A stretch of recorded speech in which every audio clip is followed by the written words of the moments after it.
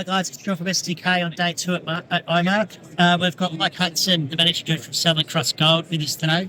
Mike, you've kept expanding, I guess is the way to say. You continue Australian projects, got big leaps. This recent announcement, is it being well received by investors? You've met a few over the last couple of days. How are people finding this new expansion that you released under Christina and Golden Dyke? Well, we always stated that our aim would be to focus on grade, to focus on increasing the volume and demonstrate the district scale nature of this project, Sean, and without a doubt, stepping 500 metres from Golden Dyke out to Christina, hitting 1.6 metres at 250 grams thereabouts, shows grade, it shows the expansion, so we're increasing that volume, and this thing just keeps on getting bigger. We're humble custodians of a great project. I was very excited because you've drilled down under, I believe it's Christina, and the first drill hole in this section, like all the other drill holes virtually, you've hit them otherwise. You haven't had to hit 10 different drill holes or 5 different drill holes or 100 made like Swiss cheese. The first hole, that's it. Well, it's first release, not the first hole, because the way that we drill this is really the secret to our success. So absolutely first release. But remember, we've got the rails of the ladder and then the rungs that go across that. What we did was drill 3 or 4 holes across the rails, and you'll see that in the release. And that they're sub-parallel to the rungs or the veins. So we drill sub-parallel, but we want to know where that host sequence is that contains all the gold. Once we map that, then we can drill within that host, but at a high angle to the veins from the east to the west or west to the east. And that's when we hit the good stuff. And that was the recipe that we've learned at Apollo, at Rising Sun, and that's what we applied to Christina. And that's why we had early success there, because we followed that approach. I think where you've drilled, it's gone under the old workings for the miners, and every time you've gone deep, you find more gold.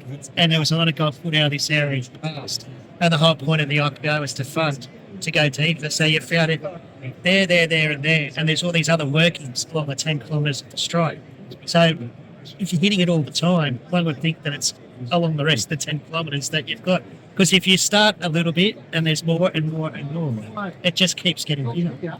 Well, I can't promise you that there'll be 10 kilometres solid of mineralisation, because that would be extremely optimistic, Sean. But what we know is that there was old mines along that, just almost 12 kilometres now that we've defined this. And the old timers just mined was outcropping. So what made it the surface? And we know what we've drilled already. We found most of our gold and antimony away from what the old timers found. Okay. So because they didn't have the benefit of lots of drilling and geophysics and all the techniques we have today, so they just saw it and went for it, rather than said, what's there, where's the best bit, which is really what we're doing now. So we've got a 3-month IP survey from about 3 to 8 kilometres along the strike of this thing, just looking over the old mines, looking for that host package that we can target, and we'll take that same drill approach. Next year, that IP survey will have all the results in. The 6th rig we've got coming is to target along that whole trend outside that 1.3 kilometres where we've got that main body of mineralisation. So we're going to not forget about that exploration upside. In fact, we're really starting to focus on it a lot more as we firm up this main block to look beyond. So that's excellent. You've got the MRE, which released in January. Exploration target, thank you. I always get that wrong.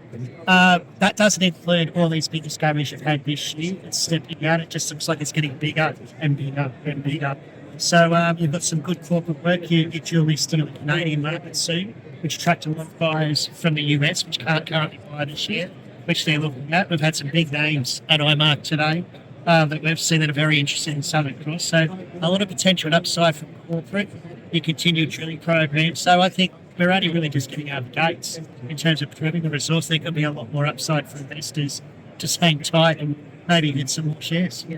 We're only early days. That's what I can tell you, Sean. We're about a third of the way through that core block, which is 10%.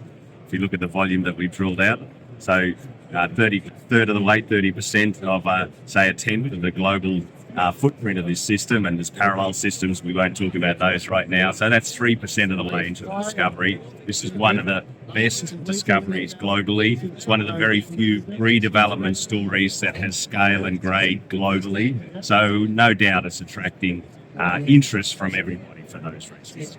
I'll be interested to see how we go when it lists on the SXG and over the next couple of months. So, Mike, looking forward to more good news potentially. I mean, we've had such a good strike rate so far. Looking forward to the next set of announcements. Thanks for your time. Thanks, Sean.